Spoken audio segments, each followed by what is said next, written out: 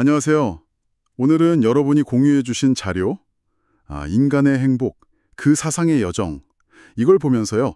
행복, 이 개념이 역사 속에서 어떻게 변해왔는지 좀 같이 파헤쳐 보려고 합니다. 네, 안녕하세요. 네, 고대부터 현대까지요. 우리가 행복이라고 부르는 것, 그 의미가 어떻게 달라졌는지 그 여정을 한번 따라가 볼 텐데요. 재밌겠네요. 이 자료에서 딱 짚는 게 행복이 그냥 뭐 개인적인 감정 이게 아니라는 거죠. 그렇죠. 시대랑 문화를 그대로 반영하는 역사적 구성물이다. 이 점이 핵심이더라고요. 네, 맞습니다. 그 역사적 구성물이라는 표현이 아주 중요해요. 우리가 지금 너무 당연하게 행복은 이런 거지 하고 생각하는 것들이 있잖아요. 네네. 근데 그게 사실은 고정된 게 아니라는 거죠. 그 자료에서 말하듯이 특정 시대의 어떤 사회 구조나 가치관, 뭐 종교 같은 것들 이런 게 다 섞여서 그 의미가 만들어지고 또 변해왔다는 거예요.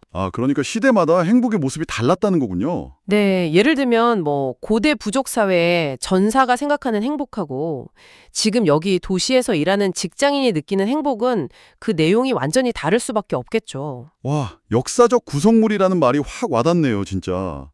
그냥 뭐 유행이 변하는 수준이 아니라 행복의 기준 자체가 사회에 따라서 계속 움직여 왔다. 이런 말씀이시죠? 바로 그거죠. 그럼 자료에서 나온 동양과 서양의 행복관 차이요. 이건 좀 구체적으로 어떤 모습이었을까요? 좀 궁금하더라고요. 네. 좋은 질문이에요.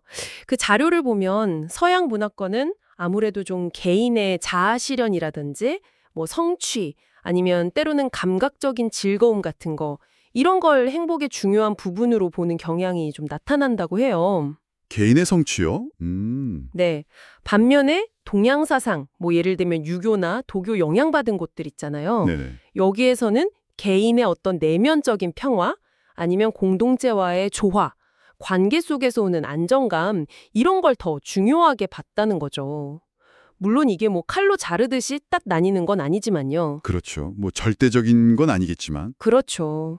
문화적 배경에 따라서 행복을 이해하는 그 무게중심이 좀 달랐다. 네, 이렇게 볼 수 있겠습니다. 와, 개인의 성취냐 아니면 관계 속의 조화냐.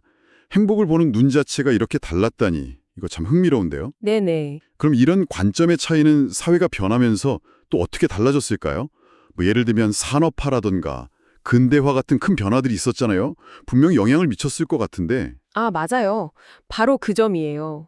예를 들어서 농업 중심 사회였다가 산업 사회로 넘어가면서 행복의 모습도 엄청 바뀌었을 거란 말이죠. 네, 자료에서 막 명확하게 딱 언급하진 않았지만 우리가 추론해 볼 수 있잖아요. 그렇죠. 예전에는 자연의 순리에 맞춰 사는 뭐 그런 조화로운 삶, 이게 중요했다면 산업화 이후에는 도시에서의 성공, 아니면 물질적인 풍요, 효율성, 이런 가치들이 행복의 어떤 새로운 기준처럼 떠올랐을 가능성이 크죠. 물질적인 거나 성공 같은 거요? 네. 그리고 개인주의가 확산된 것도 행복을 점점 더 개인의 감정이나 성취의 문제로 생각하게 만들었을 거고요. 듣고 보니까 행복이라는 개념이 꼭 살아있는 생물 같아요. 계속 변하고 움직이는. 네, 맞아요. 역동적이죠. 자료 앞부분에선 고대 사람들이 행복을 자연과의 조화나 아니면 신화 속에서 찾았다. 뭐 이런 얘기도 나오던데요. 이 부분은 어떻게 받아들여야 할까요? 네, 그 자료의 그 부분이 인류가 행복을 봤던 가장 좀 원초적인 시각 중 하나를 보여주는 것 같아요. 원초적인 시각이요? 네. 비록 뭐 자료가 거기서 더 자세히 다루지는 않아서 좀 아쉽긴 한데, 고대 사회에서 자연이라는 건 삶의 터전이면서 동시에 좀 두려움의 대상이기도 했잖아요. 그렇죠. 경외의 대상. 네, 그러니까 자연의 질서에 좀 순응하고 계절 바뀌는 거에 맞춰 살고 때로는 자연을 되게 신성하게 여기는 그런 태도 속에서 어떤 안정감이나 충만함, 즉 행복을 느꼈을 거다. 뭐 이렇게 해석해 볼 수 있는 거죠.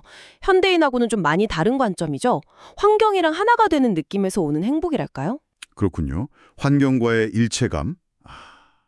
그럼 정리를 좀 해보면 오늘 우리가 본 자료는 결국 행복이라는 게 딱 하나로 정의될 수 있는 게 아니다. 그렇죠. 시대랑 문화, 사회 변화에 따라서 계속 모습이 바뀌는 아주 역동적인 개념이다. 이걸 보여주는 거네요. 동서양의 시각 차이도 있었고 또 고대의 자연 친화적인 관점까지 정말 다채로운 여정이었습니다. 네. 그래서 이 모든 이야기들이 지금 우리에게 시사하는 바는 뭘까요? 가장 큰 건 이것 같아요. 우리가 지금 이게 행복이지? 라고 믿는 것들이 있잖아요. 그게 결코 유일하거나 절대적인 기준이 아니라는 걸 깨닫는 거예요. 아, 절대적인 게 아니다. 네, 옛날 사람들이 그리고 다른 문화권 사람들이 행복을 어떻게 생각했는지 아는 것, 이게 우리 자신의 행복관을 좀 더 넓은 시야에서 돌아보게 도와주는 거죠. 나는 왜 이걸 행복이라고 느낄까? 이런 질문을 스스로에게 던져볼 수 있게 되는 거예요. 아, 과거를 통해서 현재의 나를 돌아보는 거군요.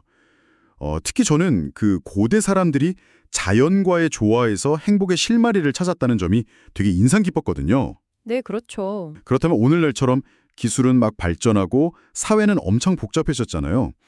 이런 현대 사회에서 우리는 과연 무엇과의 조화를 통해서 나다운 행복, 우리 시대의 행복을 찾아갈 수 있을지 이걸 한번 깊이 생각해 보는 것도 참 의미 있겠다 싶습니다. 네, 아주 좋은 질문인 것 같습니다. 생각해 볼 만한 지점이죠.